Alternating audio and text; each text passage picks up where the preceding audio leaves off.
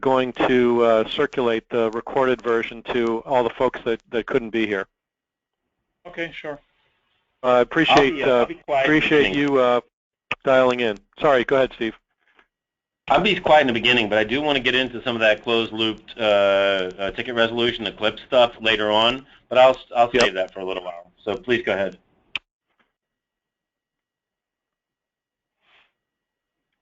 All right. So I think while Josh is getting everything set up there, so just the overview of what we're going to cover here is, as we were talking about, the integration between Cloudify and ServiceNow. There's three main points in terms of workflow. One is a deployment of an application that goes wrong with an unrecoverable situation, where we open up an incident in ServiceNow so a technician can be assigned to resolve the problem.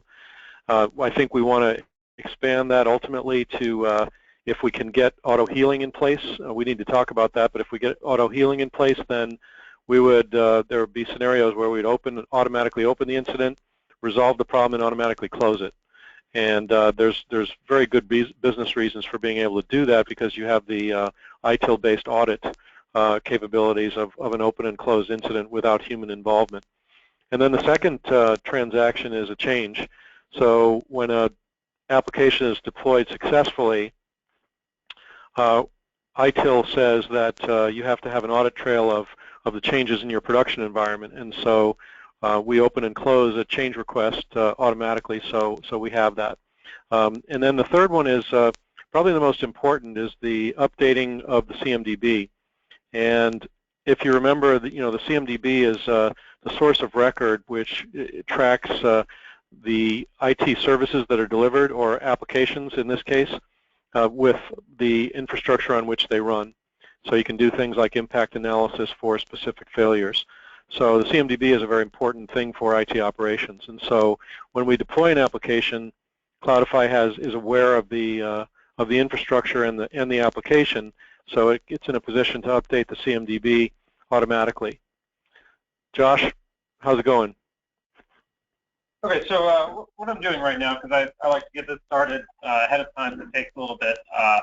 So I am running a workflow here in Cloudify, and I can go over to the blueprint. It's a pretty standard kind of complex app. It's got custom node types, pretty typical of just about any Cloudify blueprint. So like I'm defining a rel instance and a couple jBoss pieces here, a database, and WordPress CMS. Pretty much just a combination of some random node types here, and below are all the definitions. So I'm actually going to launch 3 Amazon instances, and they're going to have these mock applications running on them: a jBoss server with a few apps, a Node.js app, a web server, a website, and a database that has relationships to kind of typical applications. So like jBoss app up here has a relationship to the database. So it'll map beyond just parent-child relationships. It will do kind of cross relationships, such as IP connected, which is important to show in the CMDB to know who is talking to who, as opposed to just what application lives in what server, for instance. So okay, I just launched this this workflow with the integration for ServiceNow, and that completed successfully. So let's go over to ServiceNow, and we should be able to see CMDB. So what happened is, so during deploying this workflow, it creates a group in the CMDB, which is called it's called whatever I called the workflow. In this case, I called it POC01. And to go into this is where everything that I deployed is going to also be reflected. So everything is contained within one group, one table, and this can be modified. It doesn't have to be a group. It can be whatever you want. That's all customizable, but we'll get into that. So if we go into this group, you can see this huge list of all the stuff. And since I absolutely hate this view and can never actually find anything I want to show, let's go into the way cooler view here. Show you the real mapping of what exactly is happening, but what I just did. Okay, so starting from the beginning, there is a Cloudify manager here, and this Cloudify manager has a deployment, EOC01, that's what I just did, which within that has 3 Linux servers, RHEL servers, and then, we can just keep going down the list. So VM03 has a database in it. This database has relationships to 4 different services. Web application, website, and web server, and a jBoss app. And the real power of this, the people that are already invested in ServiceNow, is they know that they can take this to a manager or a business partner or an investor or somebody and show that their investment in cloud automation or orchestration has a real tangible return, something that people that aren't looking at the Cloudify instance itself can show to somebody and say, here, I just did an automated deployment of 3 servers with a complex cluster of apps all relating to a database. Here's what I just did on graphical format. So this is the CMDB aspect to the ServiceNow plugin for Cloudify, which allows us to, on the fly, on demand, map what's happening in Cloudify to a CMDB. Very, very cool. So I got a few questions. Like the first one is technical. So in terms of how it's done, you mentioned a custom workflow, or is that part of the Cloudify type definition? When you create something, you basically have a script that registers things within the CMDB. No, this is a set of workflows. So it's not a traditional plugin. It's actually distributed as workflows. Got it. So basically, you kind of replace the default installation workflows with kind of your own that do all these registrations behind it. Correct. It actually wraps the default ones. Nice. It's kind of the way TD Bank implemented as well, I think. But it's pretty cool. And the second one is, so actually 2 things. Like one, how exactly do you model the connections? Basically, within the workflow, you basically let ServiceNow know for every deployed component on which other components it depends on?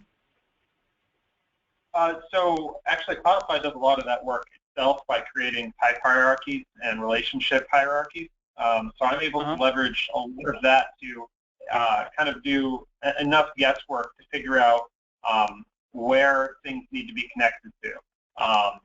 So it's a little bit of both, of kind of some custom work as well as relying on the existing hierarchies. Got it. Cool. And last question. So right now, what would happen if we have, I don't know, 200 deployments on one manager? How would you model that here? Because I know that's what TD has. That's the amount of deployments they have on one manager. Well, that's where this really would shine. I mean, so if you had 200 complex app deployments, I mean, eventually somebody's going to want to see the results. So I would assume that companies this large are using or should be using a CMDB. And so what would happen is you see this kind of root object here, the manager itself. Well, since each deployment is required to be unique to Cloudify, I piggyback off of that idea, and so every time there's a new deployment, a new group will be created. So, so if there's 200 of them, there's going to be 200 branches off of this manager here to a unique group. Got it. And then you can basically, would that be visualized properly here, or would you need to use another view? How does it work in ServiceNow? That's more of a ServiceNow question, but I would assume it would map it correctly. I mean, just showing such a massive view, but I don't know what the limitations of ServiceNow CMDB viewer is. Well, you can zoom in or zoom out and manipulate the view. That's the whole idea behind it, is so you can graphically see. So, but zooming out and zooming in is quite easy to do. Yeah. I also see kind of filtering on the right-hand side here. You filter by depth and stuff like that. So yeah. Yep. Yes. I'm just using the filtering, which sometimes it gets convoluted to see things like the connected relationship. Like, I don't always want to see what things are IP connected. So I usually just take that out to see real child-parent relationships. But yeah, with one click, they can get added back in.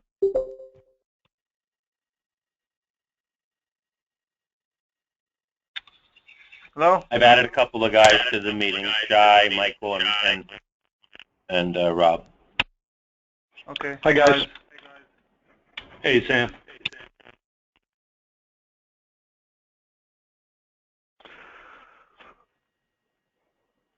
All right. So should I run through a little bit of that again? I think. Sorry, what was that? I was just asking if I should run through some of what I just discussed again for the new guys.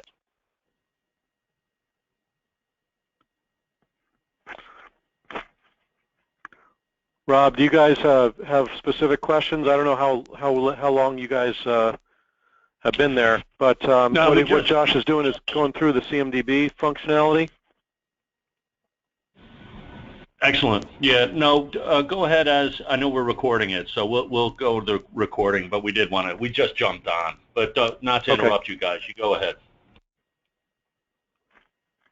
Okay. So was there any more questions about just the CMDB view itself?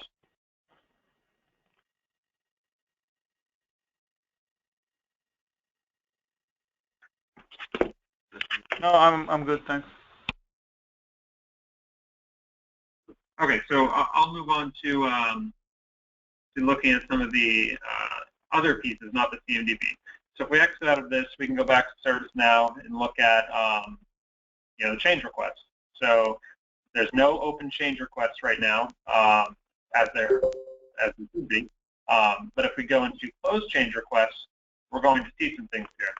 So this last one, this Cloudify workflow SN install, it executed a deployment and for a blueprint. If we go into here, we'll be able to see, it has a message that's custom defined by the user, and it opened and closed successfully a change request for the operation. So this will allow somebody to know that somebody started the process and the workflow finished successfully without having to look at anything in the CMDB or even after the CMDB has been purged, that there is a record of this event happening. And what I'll show next is incident reports. This is successful. This was a successful run, but what we need to show also is the incident reporting. So what I can do here is I'm going to do them. So just to go over the change process here, guys, it's really most IT shops will have policies in place that when you change the production or the development environments, that you have to record what you change, and usually they have a controlled process around doing that. And one of the uses of doing that, ITIL processes say you have to do that, but one of the main utilities there is the Monday morning syndrome, where you come in and things are not working as intended, and the first question that anybody asks is, okay, what changed? And so you go to your change request database and run a report on exactly what changed over the weekend or last time since everything was working, right? So that's kind of the business scenario around that.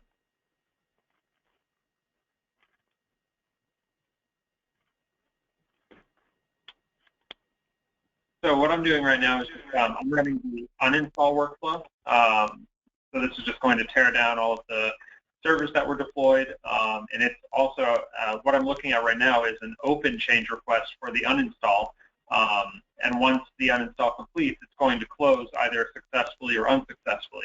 If it's not successful, then it will open an incident request. This one should close successfully, but then I'm going to start another workflow with an error in the blueprint. Well, it's sort of an error. It's actually valid YAML, but it's going to try to create something that it can't. And what that will do is that will open a change request. It will fail. It will close it unsuccessfully, and we'll see an incident report with the error message, so that somebody in support or IT or whatever can look at that and say, oh, it failed for some reason on our end, or oh, the developer just did something on their end, and they'll handle it.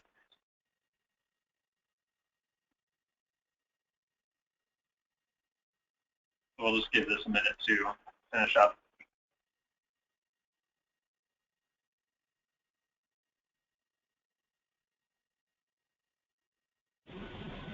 While this is going on, can you give us a glimpse into the actual source code that has been implemented to integrate the Cloudify event lifecycle with ServiceNow?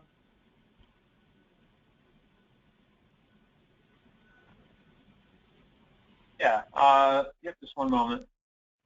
Okay. Okay, so I mean, it's still source code, so it's not something that's super easy to show. Is there something specific you would like to look at? Just to see, one of the touch points between these two, how it looks like. Yeah, sure. So there's two components to the actual code itself. One is like the operation side of things, which is where the entry points are for the workflows, and also all the helper functions, where it will walk CMDB trees, that kind of stuff. The other component is an API interface. So what I can do is I can show you a little bit of both. So the API interface is in this file right here, and this is a pretty basic just Python API library that I wrote, and it's included in this. So what it does is it basically you grab a ServiceNow object, and that is your main like handler or connection to ServiceNow. And so it will take credentials either from your workflow inputs or from environment variables. That of course could be extended to any number of ways of getting credentials. It makes it, like most API libraries, it has a single call entry point where it will actually make the request, whether it's post, get, delete, patch, whatever, and it handles the sometimes inconsistent returns from ServiceNow. I mean, this is all pretty basic. It's just creating, modifying, deleting, retrieving objects from ServiceNow. Objects are fairly generalized. But then in the workflow side of things, the actual the actual workhorse behind all of this is in this one. And at the bottom, we can see like here's the install workflow. Now there's all of this new stuff here, but at the end of the day, we're still going back to the default install lifecycle. So so I made sure not to actually create a new core workflow. I didn't want to do that. I wanted to rely on what Cloudify already had built in. And likewise, if a customer already has custom workflows, especially at the core level, they should just be able to pop that in here as well. So there's no need to have, if I got it right, there's no special things to do from the blueprint perspective to make sure that this integration would work, right? The blueprint is totally abstracted from this integration, right? Correct. Here is actually the blueprint that I'm running. So the only line that is different. So if I took a customer blueprint, the only thing that would change is that this one import would be there. Cool. Wow. So there's nothing. I know. I don't need to use a special. I know base type that you created. Just add this import at the top. Yeah. I mean, it uses sensible default. So I mean, you can get started this way. You know, just add your credentials and go. I think most enterprise customers are going to want a lot more customization besides that. I mean, they're not going to just want to use defaults because it's very unlikely that both their ServiceNow instance and their blueprints are using default. They're going to want some customization, especially between the relationship between Cloudify node and ServiceNow tables. So what I did was, in my opinion, the best part of this is the workflow parameters that you can pass in. So over here, you can define authentication, you know, username, password, instance. If that's not here, we'll grab it from the manager, environment variables. But here's the cool thing. So any arbitrary mapping of Cloudify type to arbitrary tables in ServiceNow.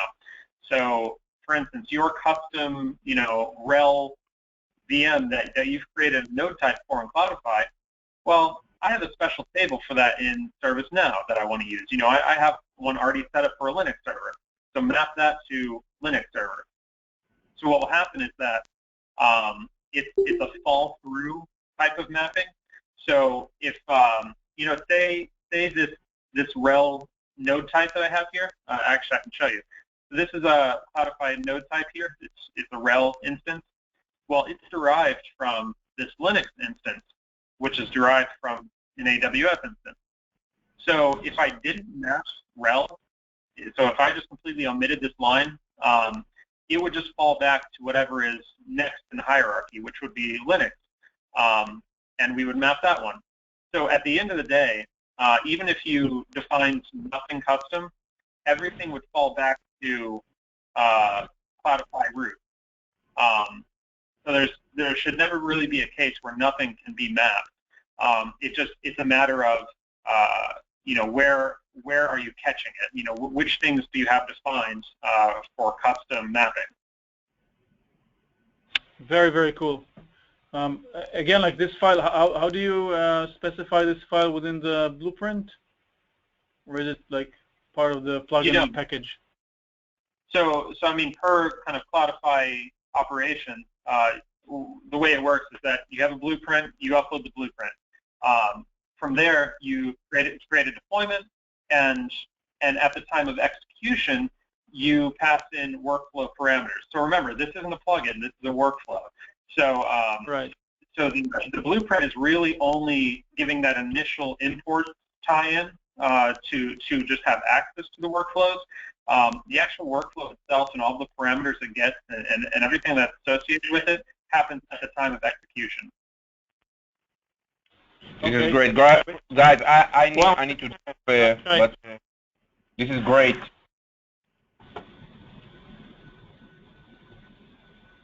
So I had a question on.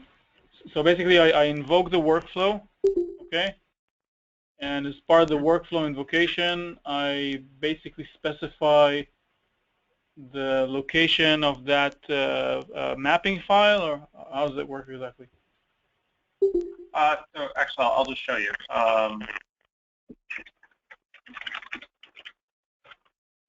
Okay, so this is actually 3 commands. So the first one is to upload the blueprint.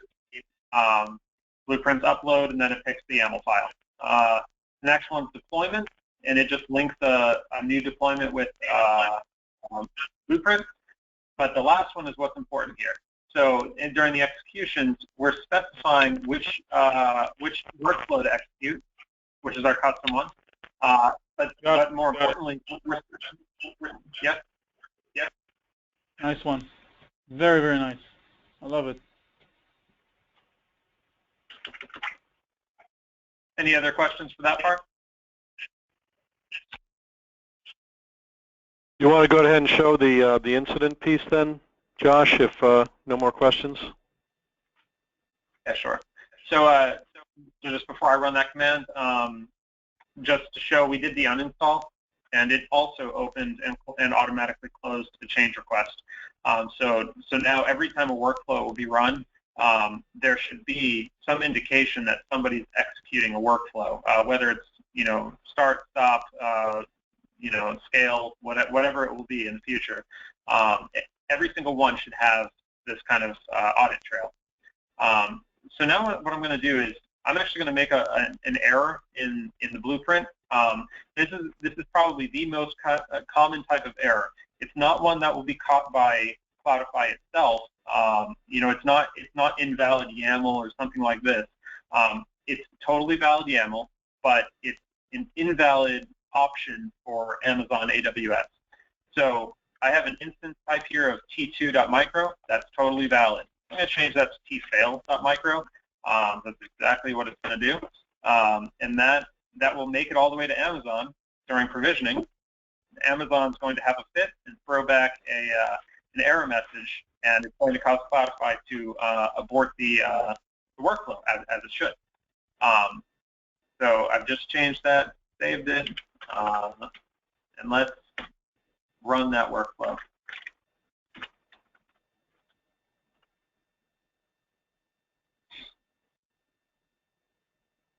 All right, now that'll just take a couple of minutes before it even gets to talking to Amazon.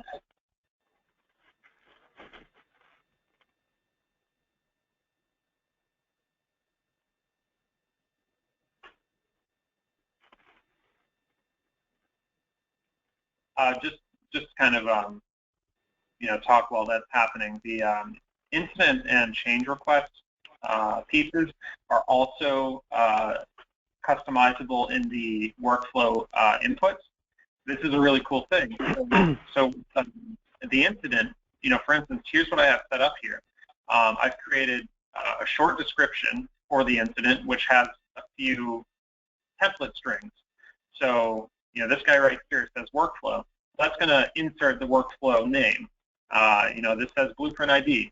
It's going to pre-process that and input the blueprint ID here. So people have, that are creating these custom messages, they have the flexibility to use some select variables from the workflow in their messages. That's how in ServiceNow, like if I go to this guy right here, this is a change request. That's how it knows that it's SN_uninstall. How it knows it's POC01 is because they're actually being defined here. Go back to that screen, Josh, for just a minute. Yeah. So I just want to point out a couple things here. Now, when you talk about, well, this is a change request, right? Or this is is this an incident? Yeah, this is a change. So we want to look at the incident. Oh, when you're ready, go ahead, keep going. Okay, so the incident just happened. If we actually look at the logs in Cloudify, it shows all sorts of problems. It hates life right now. It got a bunch of error messages from Amazon. So let's look at what happened in ServiceNow. So in the change request side, we have an item here. This is our uninstall workflow our install workflow that just ran. The only difference is that it's closed incomplete. So some problem happened. It opens the change request. So, an issue happened that aborted the workflow, and so it still closes the change request, but it closes it incomplete as it has a problem. So we can go look at the incident reports now, and here we go. We have a brand new incident report for the workflow SN install for POC01, and what's happened here is this. So this is a error message that's defined in the inputs file. So it says, an incident occurred doing a workflow. Here's the exception message straight from Amazon. And if you're an IT person or whatever, you can look at this and see, oh, fail.micro is a bad instance type. Well, yes, it is. That's clearly a developer had a problem and forgot what instance types are. So that person can then either close this or go take corrective action. So go back to that screen there, the original screen for the incident. Yeah, so just a couple of things to point out. If you look at some of these fields here, in incident management, the same way as in change, the things that make, that kind of trigger different processes in incident management and change are category, subcategory, and configuration item. And the category, so all of those are configurable inside the integration. So category typically would be probably an application support category that would drive a specific group that would be assigned to be supporting the application environment.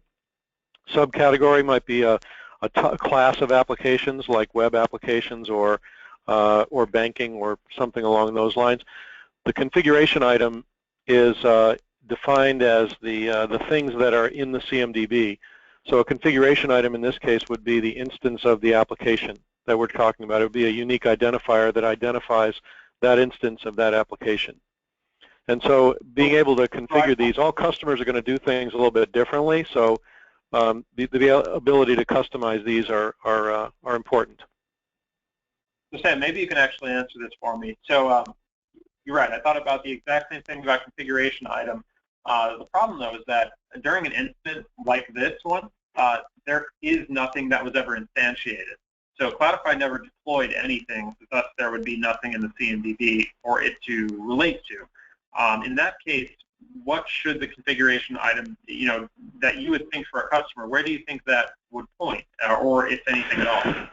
Well, in that case, from a process perspective, it would be an identifier that the support people could look at and say, okay, this is where we need to start our troubleshooting process, right? And it could be simply the name of an application,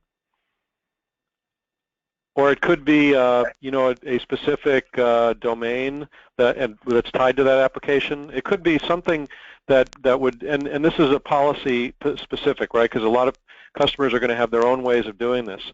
But it would be really something that would identify it for the group that's supporting it to go start the troubleshooting process. Okay.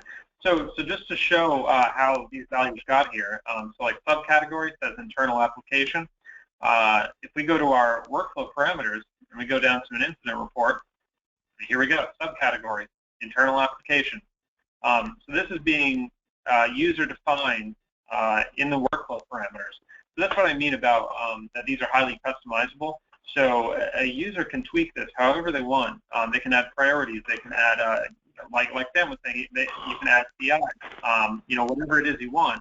And there's a little bit of intelligence here. So so the assignment group, for instance, typically when dealing with ServiceNow API, you are passing in a unique ID of whatever you're referencing. So the assignment group takes in this system ID of whatever assignment group you want to provide. Well, that's not palatable in most cases. I mean, not everyone's going to know all of their IDs for everything that they want to relate to, or sometimes those IDs change, and then you'd have to come in here manually and change them. What I did was I added in basically a search option where you can say, okay, the assignment group, take it from the users group, and take the one that has the name of service desk. So instead of putting this long system ID here that you need to track down, you can simply search for whatever you want. In this case, service desk. And in this case, here we are, assignment group, service desk. So it's not just an inputs file, it is processed, and it has a lot of intelligence to help make sure that whatever you're trying to accomplish will be done, as opposed to just being a rigid pass-through inputs file.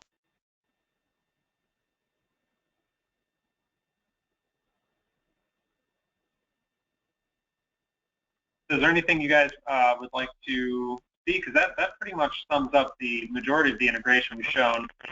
Open and close, automated users web, incident reporting, flexible inputs, and the CMDB.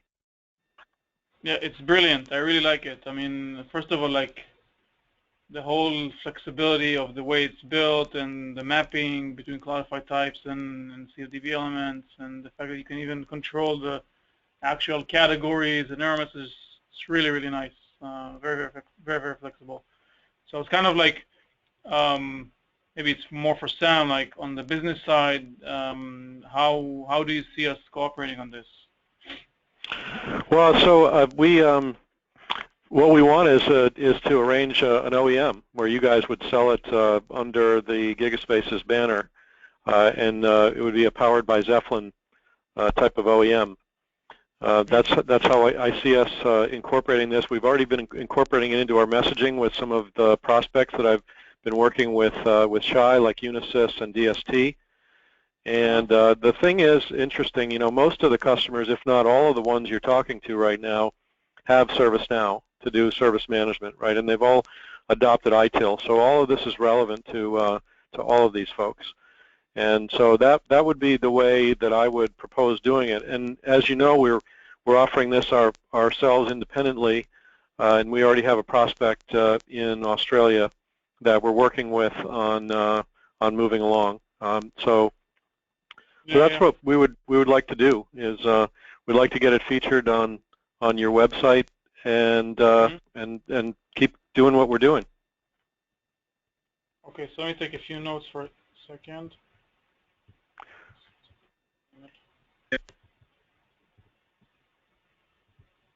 Now we want to talk, Yuri, while you're taking notes, we want to talk about pricing ideas also, and but we can do that at a different time. Okay, so I just okay, so we're talking about OEM.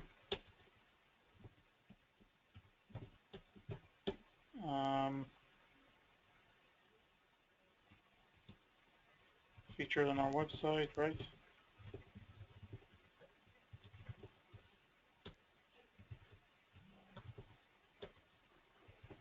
Okay, and basically the way you see that is back-to-back support or something similar, which is part of the OEM deal, and I think we started talking about pricing, right? And we we didn't conclude, but we did talk about like a kind of a premium on top of the Cloudify pricing or something like that, right?